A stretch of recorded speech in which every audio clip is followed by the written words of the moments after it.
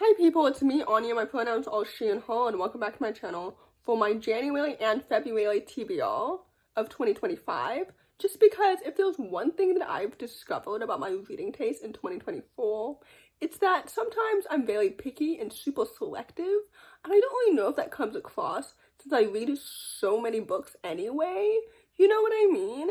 But like, I've decided this year that sometimes I might skip TBRs, I might combine monthly TBRs as I'm doing now, etc., because sometimes, like, since I base my monthly TBRs on the new releases coming out each month, I've looked at the list and sometimes I have mostly 3-star expectations for those books, and in the past, occasionally, I have added books to my TBR just because they're really popular and not necessarily because I have high expectations for them, which was the point of making my monthly TBRs in the first place. So anyway, 2025 is all about focusing on the books that I actually want to read and not about the books that I think that I'm going to read because of popularity. Because at the end of the day, I'm typically enjoying like books that no one has ever heard of anyway, you know what I mean? So anyway, basically 2025 is going to be more about staying true to myself and my taste and what I know I actually enjoy. Which, I don't know if I actually know what that is though, honestly. Which we'll talk about more in my 2024 reading wrap up. So anyway, all that to say, the first book on this list is called The Rival. This book, I believe, comes out at the end of January, maybe the 21st or something like that. But anyway, it's a YA contemporary following a college freshman who is navigating and dealing with her high school academic rival, her writing talents that she hid from her family, as well as a common enemy with said academic rival. I'm really excited to read this book because the last book that I really enjoyed by Emma, not The Getaway List, but Begin Again, was also set in college, and I think that her books set in college are way better than her books that were set in high school. And I just love college YA in general, just because that space of time in college when you're discovering like who you are and who you're meant to be and like figuring that all out is so cool and it's so fascinating. And there needs to be more stories set in YA, set in college. Does that make any sense? You know what I mean? Anyway, I'm so excited to read this book because I trust the author's reputation so much. I just know that it's going to be absolutely so good and so awesome. So anyway, like I said, I'm pretty sure this book comes out January 21st, so keep your eyes peeled.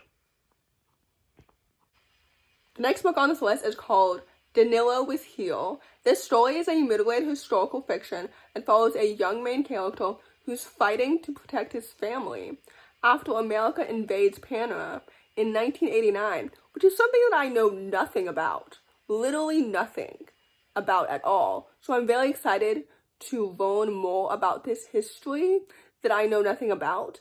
And also this book also comes out January 21st, and I'm so excited to read this book, not just for the education, but also based on the author's reputation, because I've previously read Sincerely Cicely by them like a few years ago, maybe not last year, but maybe the year before.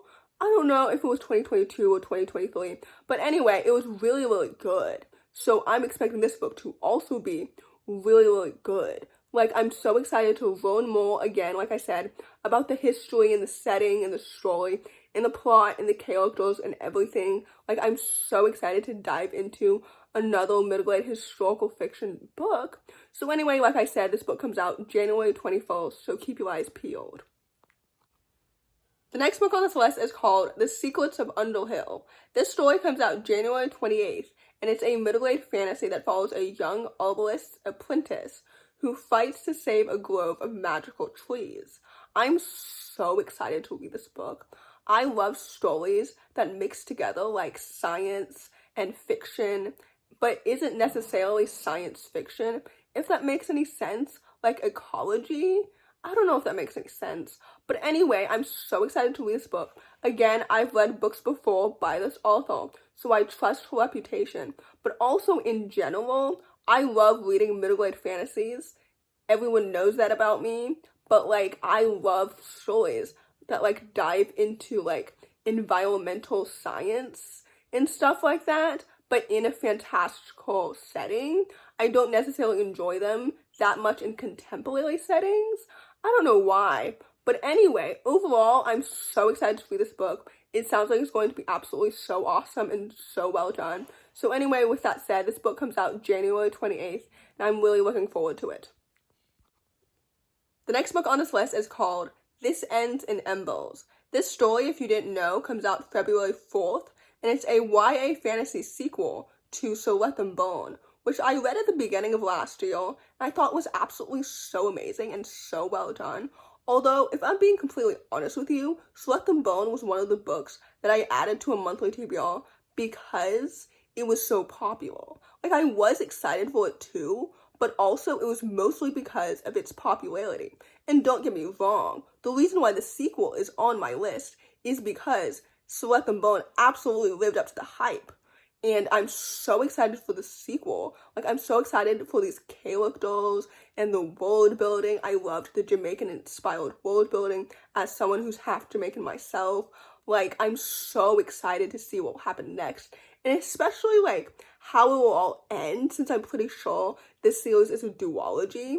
So with that said, I'm so excited to see what will happen next. Like I said before, this book comes out February 4th. So with that said, I'm really looking forward to it. The last book on this list, and hopefully not the least, is called B. Mullins Takes a Shot. This story is a middle-aged contemporary that comes out February 25th that follows a young queer main character who joins an all-girls hockey team. I'm so excited to read this book because, first of all, I love stories that have, like, team sports in them just because I love group dynamics, I love found family, I love queer stories. I love it all. Like, I'm so excited to read this book, and that's why I chose it to be on my February TBR, even though this story is a debut story, so I can't trust the author's reputation, you know what I mean? But I'm so excited to read a book like this. I love team sports. Even though I know nothing about hockey, and I didn't, like, pick up on that bandwagon, I feel like hockey romances was so trendy last year for some reason, and I don't understand the appeal of the sport at all. But anyway, I digress. This book is middle-aged, so it obviously does not fit into that category. But anyway, I'm so excited to read this book because, like I said, I love found family, I love group dynamics, I love queer middle-aged stories. So anyway, like I said, I'm really, really looking forward to this book, and I hope that it lives up to those expectations.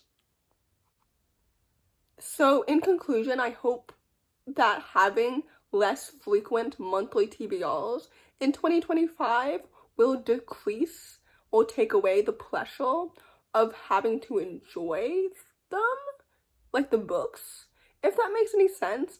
I know I just recently said that just because, like, books that I had high expectations for in 2024 disappointed me for the most part, doesn't mean that I'm necessarily at fault for having high expectations in the first place. I know I literally just said that in my last video, but still, maybe going into 2025 with low expectations means that I will have a more enjoyable reading year overall. I don't know if that's necessarily the reason as to why I had such a disappointing reading year in 2024. I'm sure there were 1,000 more factors, but, like, I don't know. I'm just trying to control, like, my reading year the best that I can, even though that's something that maybe I can't control. I don't know if that makes any sense. But anyway, overall, if you enjoyed this video, please don't hesitate to give it a big thumbs up. Comment down below the tiger emoji if you made it all the way to the end of the video. Thanks for watching. Subscribe to my channel if you're new, and I'll see you in my next video. Bye!